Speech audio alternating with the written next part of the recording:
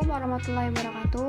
Saya Mutia Sana Natasha. Di sini saya ingin mempresentasikan yang berjudul Sifat dan Karakteristik Hukum Islam. Yang pertama, sempurna. Sempurna yaitu utuh, lengkap segalanya. Kesempurnaan hukum Islam dapat dilihat dengan diturunkannya syariat Islam dalam bentuk yang umum dan mengglobal permasalahannya.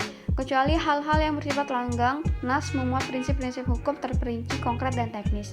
Yang kedua, elastis, yaitu mudah diubah bentuknya dan mudah kembali ke bentuk asal, lentur dan juga luas.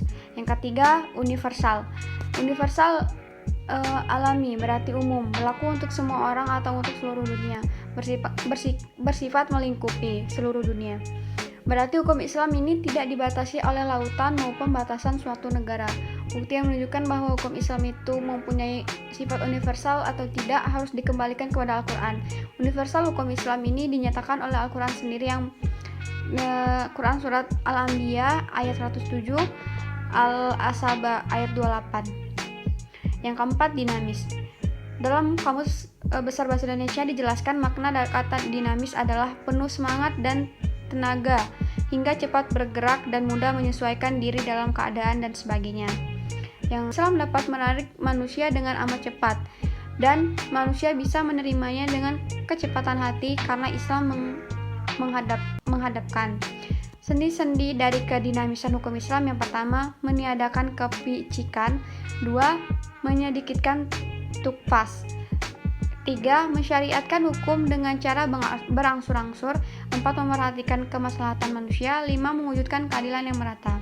Selanjutnya, sistematis. Syariat Islam bersifat sistematis, yaitu mencerminkan sejumlah doktrinnya bertalian dan berhubungan di antara satu dengan yang lainnya secara logis. Beberapa lembaganya saling berhubungan satu dengan yang lainnya. Hukum Islam bersifat ta'abudi dan ta'akuli. Al-Syaitibi menyatakan bahwa ta'abudi adalah sesuatu di mana tujuan hukum dalam melambangkan hukum untuk membebaskan mukallaf dari perintah-perintah hawa nafsu, agar dia menjadi hamba Tuhan dengan sukarela, sebagaimana dia juga hamba Tuhan secara alamiah. Yang selanjutnya bersifat ta'abudi. Lebih jelasnya, ta'abudi adalah suatu bentuk ibadah yang tujuan utamanya untuk mendekati diri kepada Allah, yakni beriman kepadanya dan segala konsekuensinya berupa ibadah yang mengandung sifat ta'abudi murni, artinya ide dan konsep yang terkandung di dalamnya tidak dapat dinar atau suprarasional. Yang terakhir, sifat ta'akuli. Kedua, yakni ta'akuli berbentuk dalam bidang muamalah.